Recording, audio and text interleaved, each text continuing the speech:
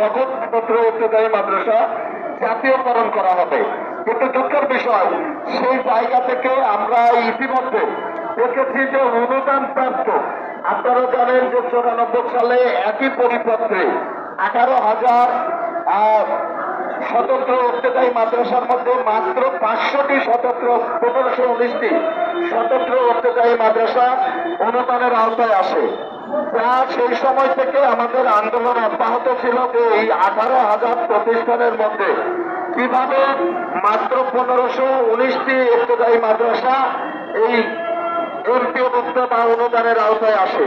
এই যে বৈষম্য হওয়া শুরু, এবং সেই বৈষম্য যদি আজও থেকে যায়, আমরা এই বৈষম্য মেনে নিতে পারি না। আপনারা ইতিমধ্যেই মিডিয়ার ভাইয়েরা আপনারা লিখেছেন যে অনুদানপ্রাপ্ত 1519টি স্বতন্ত্র ইবতেদায়ী মাদ্রাসা এমপিওভুক্ত করার জন্য প্রধান উপদেষ্টা 4টি শর্তে অনুমোদন দিয়েছে, কিন্তু তার প্রস্তাবনা হয়নি।